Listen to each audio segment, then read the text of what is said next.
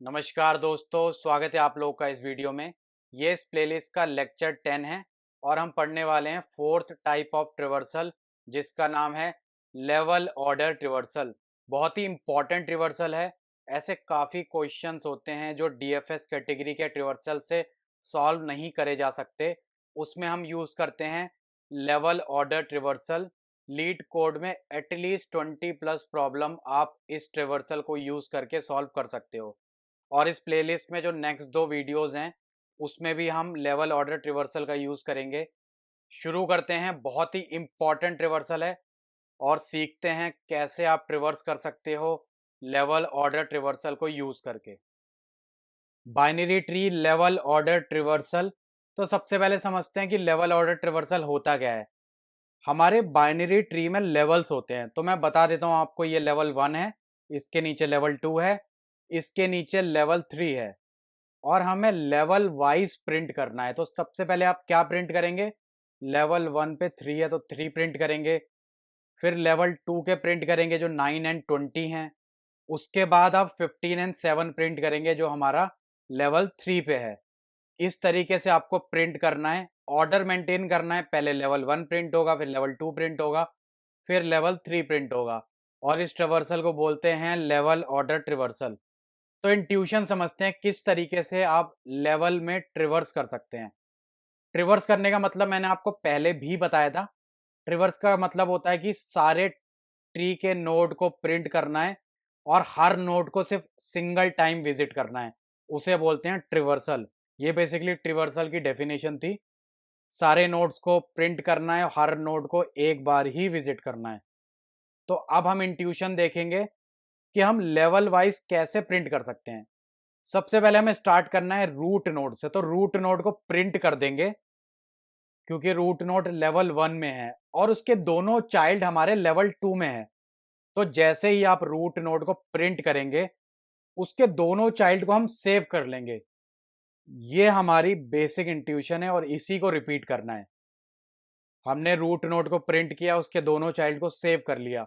Next iteration में आप उसके जो पहला चाइल्ड है 9 को पिक करेंगे, 9 को प्रिंट करेंगे और 9 के दोनों चाइल्ड को सेव कर लेंगे। ऐसा क्यों? क्योंकि 9 के दोनों चाइल्ड लेवल 3 पे हैं और 9 लेवल 2 पे है। बेसिकली 9 के दोनों चाइल्ड नल है तो हम इग्नोर कर सकते हैं।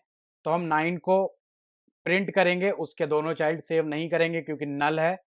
अब आते हैं 9 के बाद, 9 को प्रिंट करने के बाद आते हैं 20 पे। तो 20 को हम क्या करेंगे? 20 को हम प्रिंट करेंगे, उसके दोनों चाइल्ड को हम सेव कर लेंगे।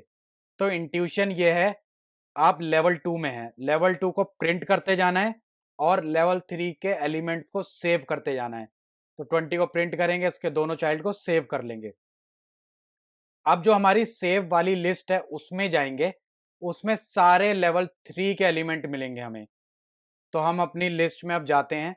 सबसे पहले 15 है जो लेवल 3 का है, 15 को प्रिंट करेंगे और 15 के दोनों चाइल्ड है लेवल 4 पे होगा, उसे सेव कर लेंगे। जो कि नल है तो सेव नहीं करेंगे। फिर 7 को प्रिंट करेंगे, 7 के दोनों चाइल्ड जो लेवल 4 पे होने चाहिए उन्हें हम सेव कर लेंगे। स्टिल 7 के दोनों चाइल्ड नल है तो हम यहाँ पर रुक जाएंगे। इंट्यूशन सिंपल है, जो भी आपका पेरेंट है आपसे एक लेवल ऊपर है, उसे आपको प्रिंट करना है, उसके दोनों चाइल्ड को सेव करना है। तो एक बार इसके अप्रोच को डिस्कस करते हैं कि हम क्या डेटा स्ट्रक्चर यूज करने वाले हैं, कैसे हम स्टोर करेंगे और कैसे हम ऑर्डर मेंटेन करेंगे। तो ये बीएफएस ट्रिवर्सल है। बेसिकली ये ग्राफ ट्रिवर्सल एल्गोरिथम है और जो हमारा ट्री है वो भी एक कनेक्टेड ग्राफ होता है विदाउट एनी सर्किट, जो हम पहले डिस्कस कर चुके हैं। और बीएफएस एल्गोरिथम में ग्राफ ट्रिवर्सल में हम क्यू का यूज करते हैं। बहुत ही इंटरेस्टिंग डेटा स्ट्रक्चर है। फर्स्ट इन फर्स्ट आउट होता है, जो पहले आपका एंट्री लेगा वो ही पहले एग्जिट करेगा। तो सबसे पहले हम क्यू में स्टार्ट करने के लिए 3 को डाल सकते हैं और उसके बाद हमें पता है कि 3 को हम प्रिंट करेंगे और 3 के दोनों चाइल्ड को हम क्यू में ऐड कर देंगे। तो किस तरीके से ऐड होगा? पहले 9 ऐड होगा, 20 ऐड होगा। और क्यू में डायरेक्शन क्या होता है? बेसिकली कुछ इस तरीके से डायरेक्शन होता है। ये 9 और 20 इस पोजीशन पे आ जाएंगे जिसमें 9 पहले एंट्री लिया था 9 ने, तो 9 के चाइल्ड पहले प्रिंट होंगे और 9 पहले प्रिंट होगा, कुछ इस तरह से सीक्वेंस मेंटेन होगा। अब जैसे ही आपने 3 को क्यू में से निकाला, उसके दोनों चाइल्ड को सेव कर लिया, 3 को हम प्रिंट कर चुके हैं। अगला नंबर क्या है? क्यू में आप देखेंगे अगला नंबर 9 का है, तो 9 को प्रिंट करेंगे। 9 के जो दोनों चाइल्ड हैं वो हम ऐड कर देंगे क्यू में, लेकिन 9 के दोनों चाइल्ड बेसिकली नल हैं। तो अब हम क्यू में दोबारा देखेंगे, क्यू के टॉप पे हमारे 20 है, तो 20 को हमें प्रिंट करना है और 20 के दोनों चाइल्ड को क्यू में एंटर करना है हमें। तो 20 को प्रिंट करते हैं, 20 के दोनों चाइल्ड क्यू में आ जाएंगे, वही ऑर्डर मेंटेन होगा। फिर 15 को प्रिंट करो, 15 के दोनों चाइल्ड को क्यू में ऐड करो, फिर 7 को प्रिंट करो, 7 के दोनों चाइल्ड को क्यू में ऐड करो। इस तरीके से आपका लेवल ऑर्डर मेंटेन हो जाएगा। अब जल्दी से इसका कोड देख लेते हैं और उसके बाद हम डिस्कस करेंगे टाइम एंड स्पेस कॉम्प्लेक्सिटी। शुरू करते हैं कोड करना। तो बेसिकली जो रिटर्न टाइप है वो लिस्ट ऑफ इंटीजर है। तो हमें करना क्या है, हमें लेवल ऑर्डर ट्रिवर्सल करना है, लेकिन सारे जो लेवल हैं उनको अलग अलग लिस्ट में सेव करना है, इसलिए इसका रिटर्न टाइप है लिस्ट ऑफ इंटीजर। तो बेसिकली इंट्यूशन अप्रोच सेम होगा, एक छोटी सी ट्रिक यूज करनी पड़ेगी जिससे सारे लेवल अलग हो जाएंगे। तो इसमें आपको डरना नहीं है, कंफ्यूज नहीं होना, सेम इंट्यूशन और सेम अप्रोच हम फॉलो करने वाले हैं। तो ये हमारी लिस्ट है और हमने इस एल्गोरिथम में क्यू का यूज करने वाले हैं। क्यू का टाइप क्या होगा? क्यू का टाइप ट्री नोड होगा, क्योंकि जैसे ही हम क्यू में से एलिमेंट निकाल के प्रिंट कर रहे हैं, हमें उसके दोनों चाइल्ड की इंफॉर्मेशन चाहिए, दोनों चाइल्ड के पॉइंटर्स की इंफॉर्मेशन चाहिए, ताकि उसके दोनों चाइल्ड हम क्यू में दोबारा डाल सकें। इसलिए क्यू का टाइप हमारा ट्री नोड होगा।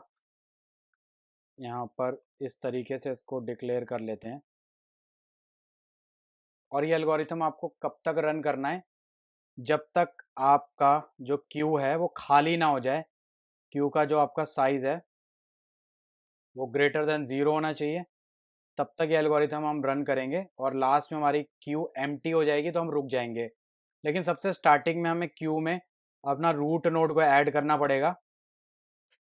अब जो ट्रिक है वो ये है कि जो पहला नोड हमने क्यू में ऐड किया वो किस लेवल पे है? वो लेवल 1 में है। तो लेवल को अलग कैसे करेंगे? सबसे पहले क्यू का साइज कैलकुलेट कर लेते हैं। जितने भी एलिमेंट है वो अभी लेवल 1 में है, बाद में जितने भी एलिमेंट होंगे वो लेवल 2 में होंगे। लेकिन अभी साइज कैलकुलेट करते हैं और उन सारे एलिमेंट को अलग करने के लिए एक फॉर लूप रन करते हैं, जो बेसिकली इन सारे एलिमेंट पे इटरेट करेगा और इन सारे एलिमेंट को सेव करेगा। इस तरीके से हमने लेवल को अलग कर लिया।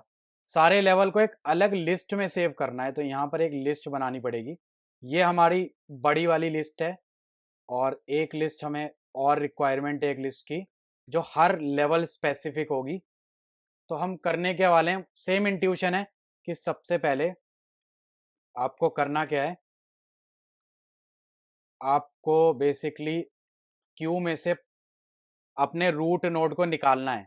तो पोल कर देंगे यहाँ पर और उसके बाद उसे प्रिंट करना है, उसके दोनों चाइल्ड को वापस क्यू में डालना है। यही हम कर रहे थे, हमने देखा था इंट्यूशन यही थी। तो अब इसके जो दोनों चाइल्ड हैं पहले चेक कर लेते हैं कि नल तो नहीं है, क्योंकि नल हमें एंट्री नहीं करनी। नल नहीं है तो क्यू डॉट ऐड, इसको ऐड कर लेते हैं टेम्प डॉट लेफ्ट को, और इसको एक बार कॉपी करते हैं। इसका जो राइट चाइल्ड है वो भी चेक कर लेते हैं। अगर राइट चाइल्ड भी नल नहीं है तो उसको भी क्यू में ऐड कर लेते हैं। और बेसिकली जैसे आपने इस एलिमेंट को, इस रूट नोड को पॉप किया था, तो आप यहाँ पर ये जो आपकी जो लिस्ट है इसको हम क्या नाम देंगे? इसको हम टेम्प लिस्ट नाम दे देते हैं। तो ये हमारी जो टेम्प लिस्ट है इसमें ऐड कर देंगे, टेम्प लिस्ट में ऐड कर देंगे अपना temp dot value, root node की वैल्यू ऐड कर देंगे जो इंटीजर वैल्यू है, क्योंकि हमें सब सारे नोड्स की इंटीजर वैल्यू को सेव करना है। तो बेसिकली इसमें हो क्या रहा है, सबसे पहले हमने देखा क्यू का साइज क्या है, क्योंकि हमें पता है ये अभी लेवल 1 है, बाद में लेवल 2 होगा, बाद में लेवल 3 होगा। इन लेवल को सेपरेट करने के लिए हमने फॉर लूप को रन किया ताकि हम इटरेट कर सकें सारे नोड्स में और उन नोड्स को एक लिस्ट में ऐड कर दें जो अलग लिस्ट है, और इस लिस्ट को फाइनल हमने रिजल्ट लिस्ट में ऐड कर दिया। जो हमारी टेम्प लिस्ट है ये लेवल 1 की लिस्ट है, बाद में लेवल 2 की लिस्ट होगी। इन सारी लिस्ट को हमने फाइनल इसमें ऐड करते जाना है और यहाँ लास्ट में हमें रिटर्न कर देना है इस फाइनल लिस्ट को। एक बार इसको रन करके देख लेते हैं, कंपाइल करके देख लेते हैं कुछ गलती ना हुई हो, और इसको एक बार सबमिट करके चेक कर लेते हैं। यहाँ आई थिंक थोड़ा सा प्रॉब्लम हो रही है और आई थिंक हमने केस हैंडल नहीं करा। बेसिकली हमें क्या करना है, नल भी चेक करना पड़ेगा। अगर आपका रूट नल है तो यहाँ पर हम एम्प्टी लिस्ट को रिटर्न कर सकते हैं। अब एक बार इसको और सबमिट कर लेते हैं। अब आप देखेंगे कोड हमारा सक्सेसफुली सबमिट हो रहा है। बहुत ही इंटरेस्टिंग एल्गोरिथम है और मैं बताना चाहूँगा बहुत ही यूजफुल एल्गोरिथम है। लीड कोड के एटलीस्ट 20 प्लस क्वेश्चन आप इस एल्गोरिथम से सॉल्व कर सकते हैं। तो अब जल्दी से इसकी time and space complexity discuss कर लेते हैं। टाइम कॉम्प्लेक्सिटी क्या होगी इस एल्गोरिथम की? तो बेसिकली हम ट्रिवर्सल कर रहे हैं और ट्रिवर्सल में हम सारे नोड्स को विजिट करते हैं एग्जैक्टली वंस। तो हमें सारे नोड को विजिट करना है तो टाइम कॉम्प्लेक्सिटी हमारी हो जाएगी बिग ऑफ एन। आपका बेस्ट केस होगा या वर्स्ट केस होगा तो आपकी टाइम कॉम्प्लेक्सिटी सेम रहेगी, लेकिन अब हमें देखना है स्पेस कॉम्प्लेक्सिटी को। तो एक एग्जांपल लेते हैं। अगर हमारा ट्री कुछ इस तरीके से है तो जो आपका जो क्यू है उसका साइज क्या होगा, उसमें मैक्सिमम कितने एलिमेंट स्टोर हो सकते हैं एक टाइम में। क्वेश्चन को दोबारा मैं रिपीट करना चाहूंगा, एक टाइम में मैक्सिमम कितने एलिमेंट आपके क्यू के अंदर सेव हो सकते हैं। तो एक बार देखते हैं। क्यू में आपका रूट एलिमेंट स्टोर होगा, फिर आप उसे पोल कर देंगे, उसके चाइल्ड को सेव कर लेंगे।